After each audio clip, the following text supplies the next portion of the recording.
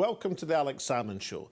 And for this, our first of two festive programmes, we thought we'd ask back a couple of our guests from over the year, people who made quite a stir. But you know, it's Christmas and a time for wishes. So my first wish is to talk to some of the people I haven't managed to interview in the show. For now. So to make Alex's wish come true, we've invited a man of many voices, star of stage and screen, Lewis MacLeod. Welcome to the Alex Salmond Show. Thanks for inviting me on. And how was Christmas for you, Lewis, and where did you spend it? Well, I was in Scotland, and yeah, I just feel like a genie. I will make your wish come true. Oh, well, fantastic. We've interviewed a number of people, Lewis, over the year on the show, but there are many people who we would like to have interviewed, and I wonder if you might suggest some people for the future that we should get on this set that Alex could speak to. Well, I think maybe the President of the United States. We've had a lot of differences over the year, Alec and I. And I think that, you know, repealing the Paris Climate Agreement has been really good for Scotland. I mean, think about it.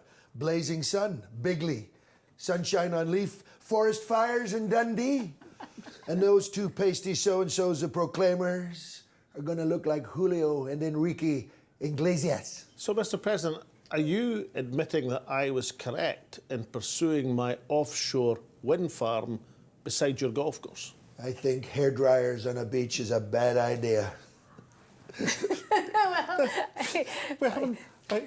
I haven't been allowed to interview you, but I did actually turn up in your lawn. If we look at this clip, there was I outside your big house, and I never even got so much as offered a cup of tea. So, Mr. President, Alex was outside your home, and you didn't invite him in. Entered the White House. Well, it's a long walk to my front door. I don't think he's fit enough. He might have been okay in a golf cart or something, but, you know, they're all farmed out to the Secret Service now. Tell me, what did you get Melania for Christmas? She wanted impeachment, but that's another story. No, really, Mr. President, did you buy her a nice gift? And what about these red Christmas trees in the White House? What was that about? You know, I just blended in. Slight hint of orange, or is that iron brew for where we come from, Alec? Well, we'll do our best to get him on the show. You're an orange face, but you're a Republican. How does that fit in? It's a little bit of tushy claw. Just blend it in a little. But Lewis, you've been doing a lot of President Trump around and about. How's it going down? And have you adapted? I mean, he changes every day, comes up with something new. Are you adapting what you do when you're on stage? Well, exactly. I mean, just before Christmas, you know, there's no smoking gun. I mean, it's like, you know, there seems to be... You feel how many of these kind of malapropisms is he going to do before it becomes right? OK, we've done that now. We have to do something else. But, yeah, the smoking gun made me laugh before Christmas. You don't think Donald Trump is actually... People ask what does drives Donald Trump, and apart from the Secret Service, of course, but is it perhaps he's trying to provide material for your career? Well, we are related. He is a MacLeod. Let's not forget. Well, his mum's Scottish. His mum was Mary MacLeod, that's absolutely true. From the Highlands, from Stornoway, I think it was. She got a better reception as an economic migrant entering the United States of America in 1926 than they seem to be getting now. Well, that's a pretty... I've never been good at figures, but, you know, I'll agree on that one there. Yeah, it's amazing that we got a wig. We got this fantastic company called Alex Rouse provide us with this kind of amazing Donald Trump wig, and it's sort of...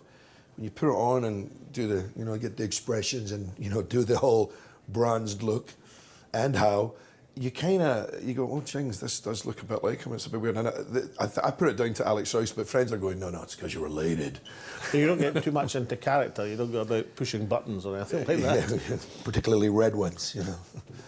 Yeah, it's just, when I started doing Trump, I think I sounded a bit like Alec Baldwin in the movie Glengarry Glen Ross. Right. You know, that sort of, may I have your attention for a moment, because you're, you know, bitching about what, some cell you shot? But actually, I figured, well, and when we really had to study his voice because he was running for president, we decided that, or I came up with the idea, well, if he wins this, he's not going to be talking to 20, 30,000 people every day. He's going to be, you know, it's the Barbara Walters. What made you do it, Donald? I realized I was the only guy for the job.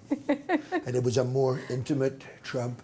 And then there's the inauguration Trump with the words, trail off.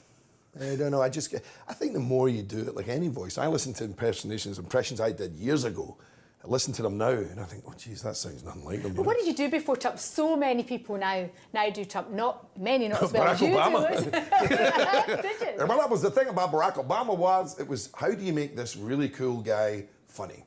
And two friends of mine, two brilliant writers, Julian Dutton and Duncan Wisby, came up with this speech, and I watched them form it. Well, it sort of became this. It was, we're fighting the flames of despair with the cooling waters of hope and courage, fanned by the winds of truth. And I've used that, which gives you stand-up. Does he talk like that at breakfast? Pour forth the golden flakes of change, that we may guard ourselves against the insouciant pangs of hunger. But when Trump came along, the gifts of comedy were already there. And it was easier to write for him because, well, he writes for himself. And So let's tell the truth here. In the 2016 presidential election, did you find yourself at all conflicted? On the one hand, for the security of the planet, it was probably a good idea if Hillary Clinton won. On the other hand, for the security of your career, Donald Trump was a godsend. There's been a lot of people that asked me that you must be the only person that's happy if he gets re-elected. But I remember the evening he won it. I was with Jan Ravens, and there was a very down atmosphere at the end of it. And I remember going home and I reflected on... She does Hillary Clinton. That's right, the best Hillary Clinton and the best Theresa May. It's really extraordinary. When she does, Theresa, you may remember, that slight sort of wobble in the voice.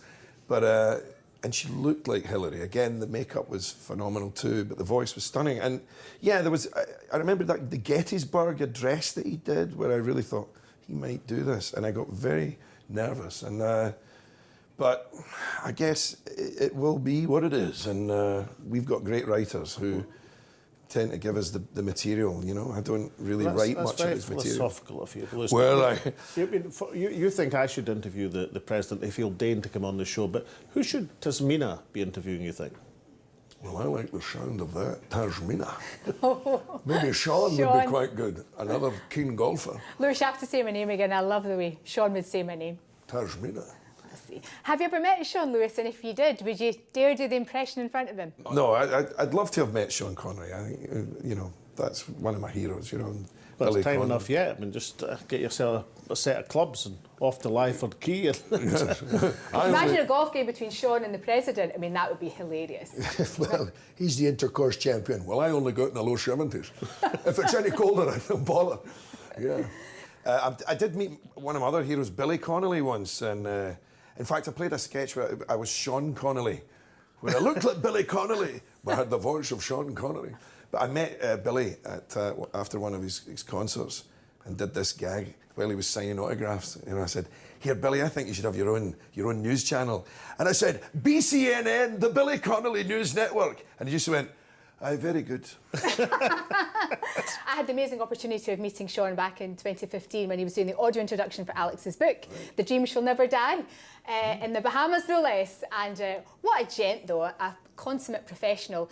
We'd had a phone conversation a couple of days before where we discussed what he was going to be doing. And of course, whenever he phoned, I was on holiday with my family. And did he say Tashmina? He just said Tashmina, just the way you say it, which is wonderful, Liz. Are you wearing a pashmina? Well, no, indeed not. But I used to put him on speaker whenever he phoned because my kids would get so excited to hear Sean's voice. But I arrived at his amazing place in Bahamas, met his wonderful wife, Micheline, and everyone was in a bathrobe.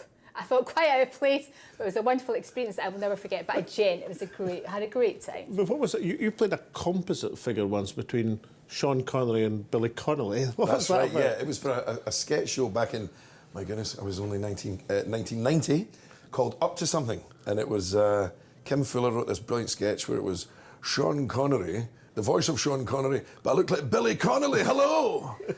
And so I was doing this, and it was all this hair high there.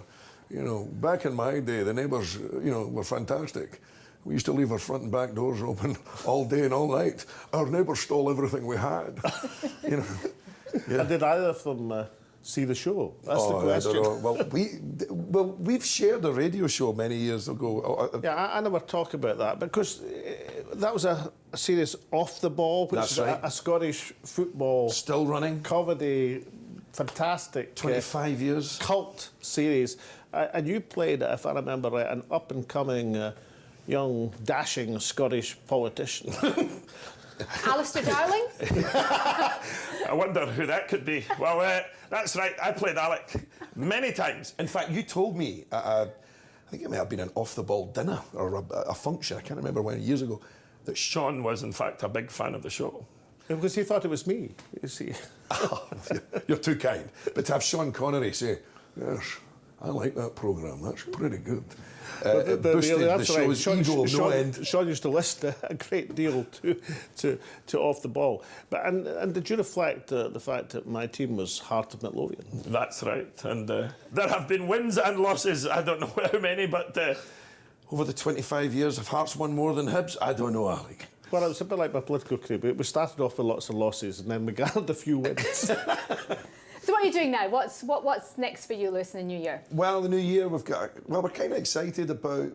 I work quite a lot in Radio 4. I think we've got a new series of Dead Ringers starting, and Ronnie Ancona playing Melania Trump against Donald might be quite a good laugh. We're hoping to do some projects together with that, and who knows, a lot of live work. I do a lot of voiceover work where I get asked to do trailers in a world. That's my day job, which I love, you know. And what are the opportunities like for Scottish artists down here in London? Well, amazing, really. I mean, I made the move in 1995, and in fact, one of your guests was she was my lodger.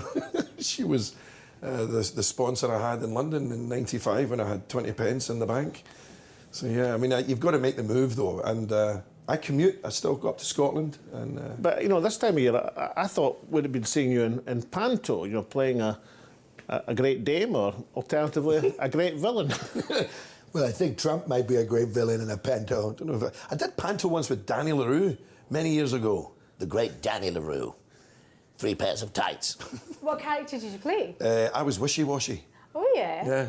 Nice. Still am, no. Nothing has changed. Nothing has changed, darling. How would the president react to the entire theatre booing him every time he came on stage? That's enough. Get him out of here. Lock him up. You ask a lot of stupid questions.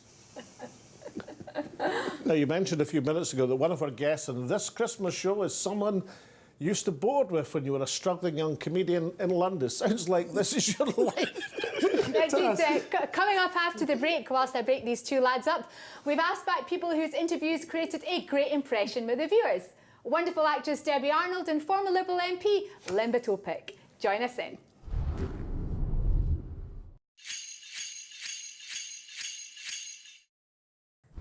Welcome back and welcome to the show. Debbie Arnold and Lembit Opik, who are joining Lewis, who's still with us.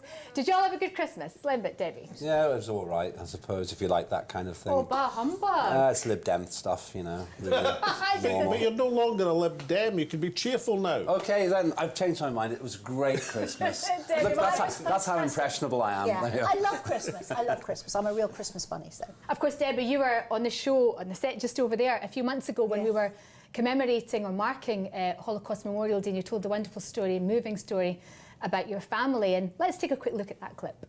She remembers sitting on her papa's knee and him saying to her, if you hear yes and no, you're in England. So she knew those words in English. Then she said that she remembered going to the station and she was really excited to go and see a train in a station. And she was with Mama and Papa. And this was from Vienna. This was from Vienna. She was holding her mother and father's hand, and her auntie was there as well, and she was skipping towards the train. Loads of people at the station. Then she turned around and her mother had gone, her father had gone, and she was holding hands with her auntie. And she was looking around for Mama and Papa, bearing in mind she was this high. And then the next thing she knew, she was pushed on the train and turned around and her auntie was gone. And then she started to get frightened and started to cry, and she couldn't see over to the window. So, you know, the train was here and my mother couldn't see out of the window, so she just started to cry. That, of course, got a tremendous reaction from so many who watched the show. And what are you doing now? Well, I think the thing is, it's so sad when you think of that little girl, my mum. And there are hundreds and thousands of children now that we just can't seem to rescue. Safe Passage are trying to rescue these kids. But in the last 2 years, they've only rescued 20. When you think the Kindertransport, in 10 days, they got something through the government, and within 10 months they rescued 10,000 children. Why? 80 years later, is this happening again? And we can't help the children. I'm so passionate about this. And Safe Passage and Lord Alf Dubs, you know, we've got something going, and we're trying to get more children out, but it just doesn't seem possible. Doesn't this go above politics? Isn't this humanitarian? She says. It makes me so sad. Well, you make a good point, because the year has been taken over by Brexit, and very much almost these things have been put on the back burner, which are really important and impacting. You know, children are living in fields, they're dying. You know, 3,000 people have died this year trying to get to this country. I'm talking about little children like my mother who've just been left, little children that are left to die, being raped. I mean, it's the most awful thing. And why can't we just bring unaccompanied children to this country? This isn't about immigration. This is nothing to do with immigration. This is helping people that need help. No mother is going to put her child in a dinghy to get across thousands and thousands of miles of oceans and seas unless it's a safer option than where she is. And that's why the charity is called Safe Passage. We are trying to bring people over. I mean, the government pledged to bring over 3,000 children. They didn't even bring over 300. I mean, the law was appealed. I mean, what is going on here? I mean, how can we say that we're going to divorce Brexit and there's going to be £50 billion to do that, and we can't get the money together and help these children? They need help. Well, Lambert, enough of Brexit. Debbie's had enough. It's not my fault. I wasn't there. The truth, I actually helped to set up the Holocaust Memorial Day, and it's amazing how the difference between what you're talking about compares to what's been happening in politics. I don't know about you, Mr. Salmond, but I don't miss Parliament because it's a single issue thing now. Very different to my life. It's really been quite an extraordinary year in terms of the journey that I've had. And when you appeared on the show, Lambert, there was a clip which had a big viewer reaction, because it was a programme about how people overcame setbacks in politics, and you talked about when you lost your seat as a Member of Parliament. Let's have a look at that clip. I was on Have I Got News For You the morning after I'd lost. They'd booked me beforehand, expected me to pull out, but of course that was the subject of humour. You laugh at the time, but you're not laughing inside. And over time, I lost that momentum and I lost direction. If you like, I lost my narrative. I had been an MP, I expected to be an MP, and now it was nothing. And I had no role civically in my area. I looked out the window and thought, what do I do next? But as you went on to say that you've rebuilt a life and commenting on politics and other things as well. So how's that going as a commentator as opposed to a practitioner? Well, seeing that clip reminds me, it was a very honest conversation I had with you, and it was actually quite emotional. And I thought about it afterwards. You have to basically reinvent yourself. There's no sympathy when you leave. It's like, really sorry you lost, bye-bye, and that's it, your history. It took me really about 7 or 8 years to do that. Now I'm Director of Communications Public Affairs for the Motorcycle Action Group, and I suppose that is political, but it's not party political. And I'm actually in politics again as well. I'm chair of the Parliament of Ascardia. You would have heard of that, have you? Well, yes, I have. Have you? The Space Nation. Well, I'm this pursuit, when you were an MP, one of your notable campaigns was on the Earth being in imminent danger from asteroids. And near-Earth objects, to be well, as it turned out, it was Donald Trump. Space Force, great guys. Coming back to the subject of adversity, and of course how difficult it can be for somebody coming to London, a person struggling to make their career. How did you and Lewis meet? We met and he was playing Jiminy Cricket in a pantomime. That's right. He was long and he was green and he was very, very strange. But my ex-husband said this guy is a genius. It's the only bright thing he's ever said in his life. And Lewis basically said, well, yes, I'd love to come live to London, but I've only got 32 PE in the Abbey National. And I said, you're going to come and live with us?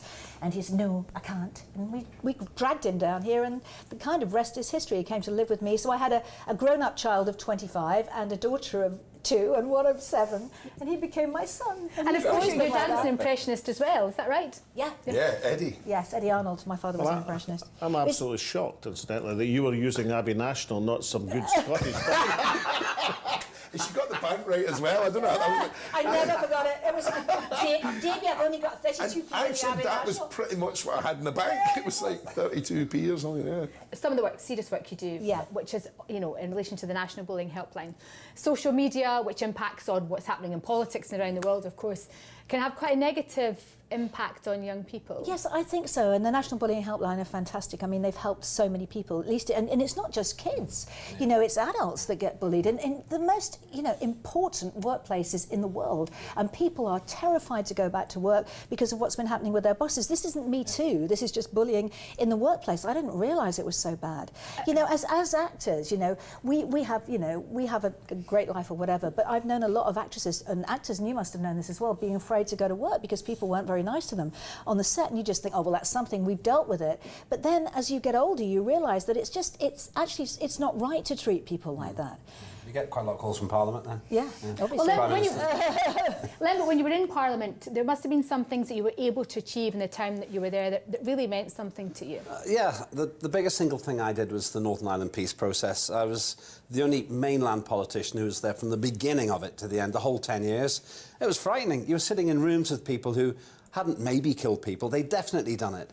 And in a couple of occasions, they'd actually attempted to kill people I knew. That was really strange, it was frightening.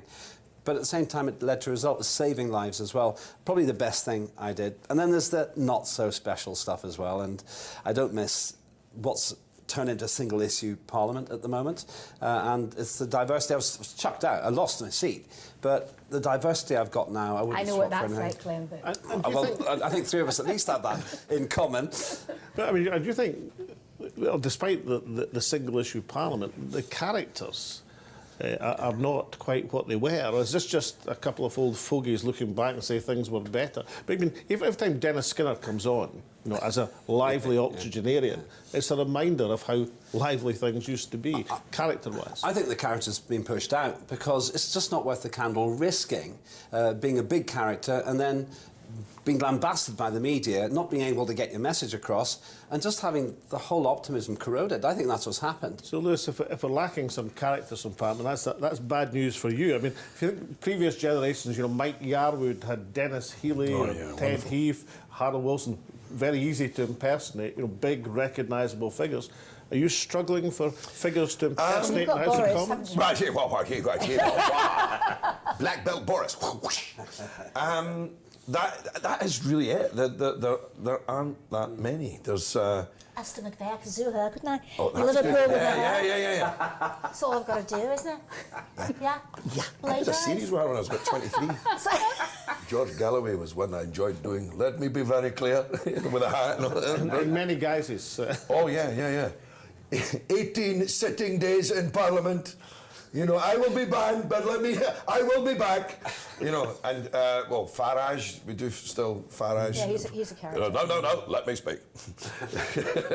Parky, mine's a large one. Yes, I'm drinking, and yes, I'm bragging. You've brought lots and lots of fun. I'm sure our viewers are fed up with Brexit, and thank you all so much for making it all sound so much better in this special seasonal show. And we have, as a token of our appreciation for you coming here, some gifts for you. Right. Lewis, you made my dream come true at the start of the programme. Now I'm going to give you something. This is a quaich. I don't need to tell Lewis, but perhaps for Debbie, the drill is whiskey in the quaich and then round your close friends. Only Scotch, of course. Could you do the honours for me? Of course, so much. My pleasure. Move along. Look at that. You know, people have said I've needed to see a quack for years. This is great. And if I rub it, a genie pops up. Yeah, of course. That's amazing. Thank you so much. And Lambert, you've got a quaich. I have. So you can't get another one. That's all right. However, we've given you a present. It's very heavy.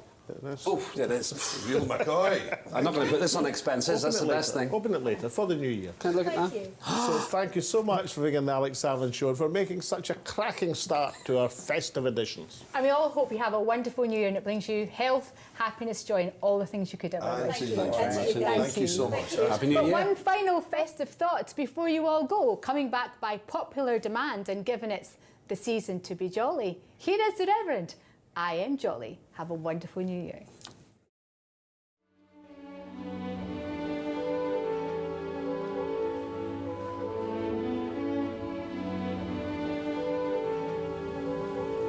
Hello. It's been a hell of a year. No, it really has been one hell of a year. Many among us are facing enormous challenges and innumerable difficulties.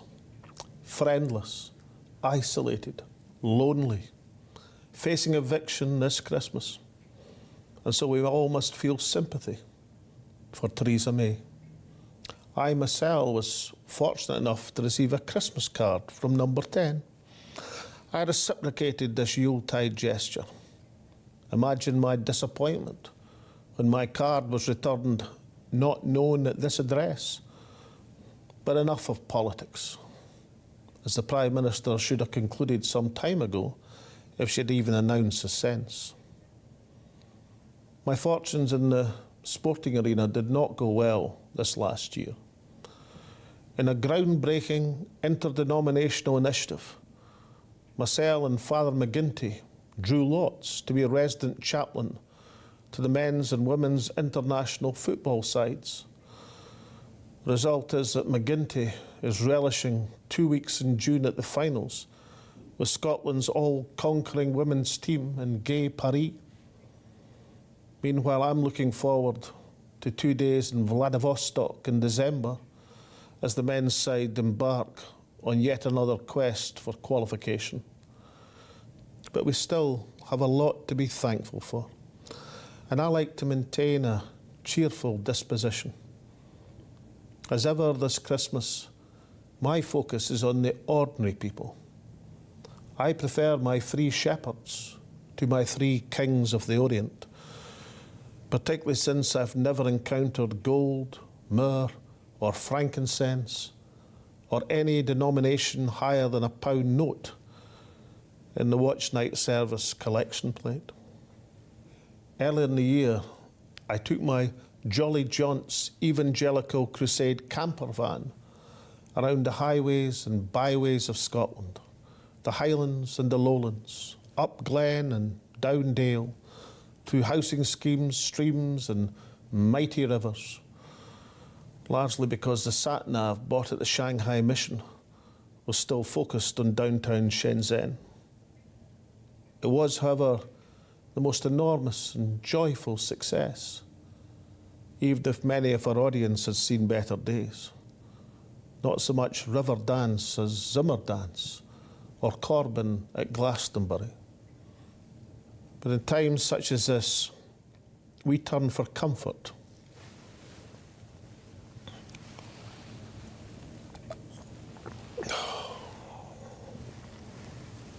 to the Gospel, to Caledonians chapter 20, verse 14.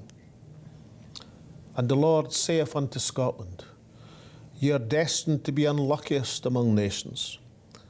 The day thy ship cometh in, thou shalt all beest at the airport. Merry Christmas, a good new year, and may your God go with you.